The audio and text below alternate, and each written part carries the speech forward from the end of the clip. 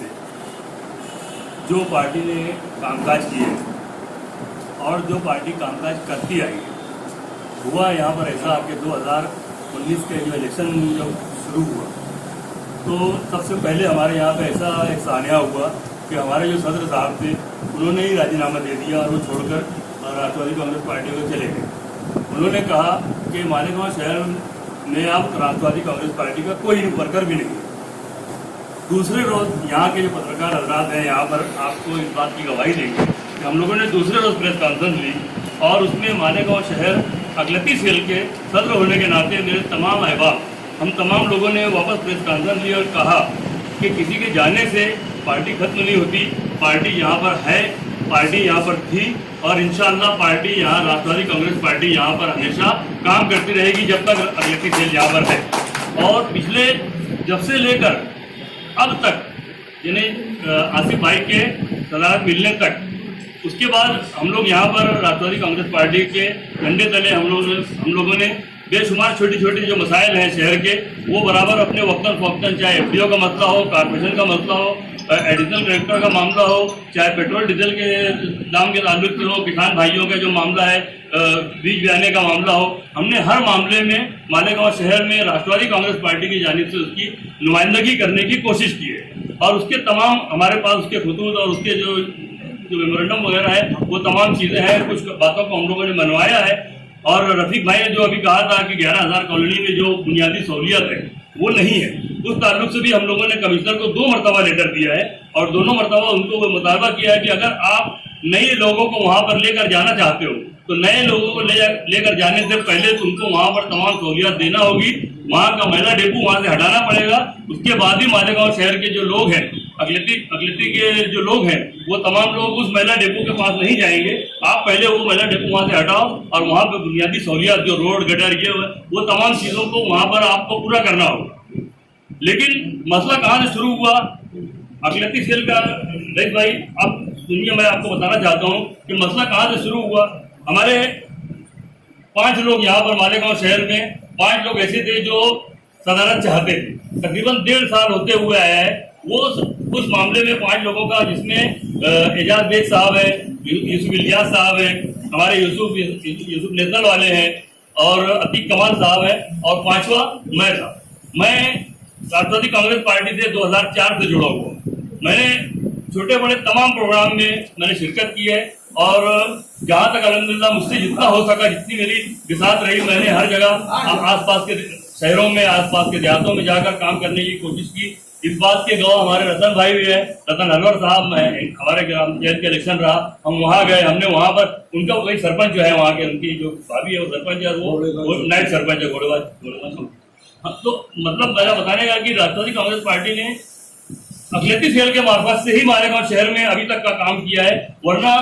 मुफ्ती इस्माइल के जब सदर थे उस वक्त भी मालेगांव शहर में कोई ओहदेदार नहीं था, किसी को कोई ओहदा नहीं दिया गया था। ये ओहदा मुझे हाजी गफ्फार मलिक साहब ने जलगांव से जब वो यहाँ पर आए, उन्होंने मुझसे बातचीत की और हमने एक ख्वाहिश जाहिर की कि मैं अगलती सेल में काम करना चाहता हूँ, तो उस वक्त हाजी गफ्फार मलिक साहब ने मुझे दिया।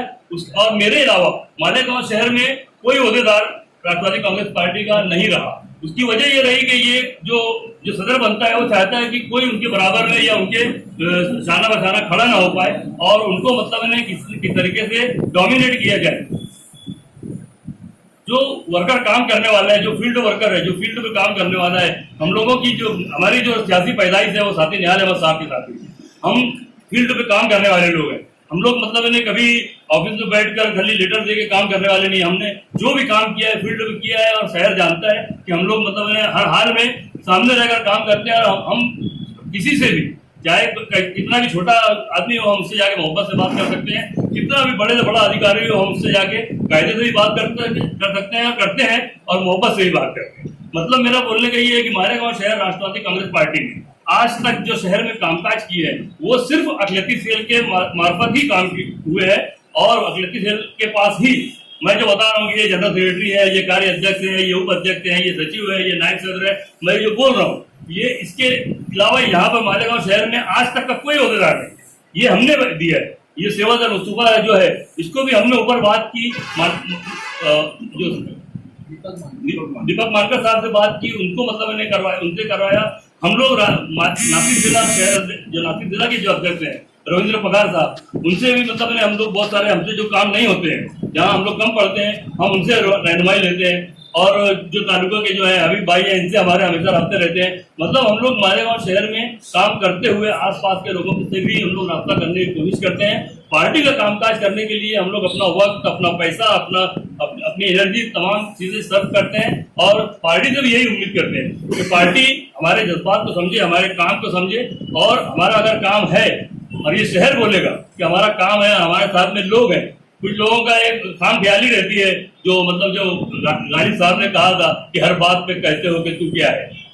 तो तुम ही कहो, तुम ही बतलाओ कि अंदाज में गुफ्तगू क्या है। और हमारा यह बोलना है कि रगों में दौड़ने फिरने के हम नहीं कायल, जो आंख ही से न टपके तो लहू क्या है। ये राष्ट्रवादी कांग्रेस पार्टी और हमारा मतलब अखिलेती सेल का जो बोलना है, यही हमारा बोलना है और यही हम लोग इस शहर को बताना चाहते हैं तमाम पत्रकारों के मार्फत। इन्हें अलग से कोई बायोडेट देने की जरूरत नहीं। मैं इसी बात को मैं इस शहर को बताना चाहता हूँ और आप तमाम जो जिम्मेदारान हैं महाराष्ट्र प्रदेश के जो जिम्मेदारान हैं, आपके में 200 में लाना चाहता था कुछ बातें, वो कुछ मतलब जो मोटी मोटी बातें हैं वो मैं आप बता सकता हूँ। और उसके जो बात है हम गुफ्तगू में और बहुत सारी बातें कर सकेंगे, लेकिन जो आवामी और मतलब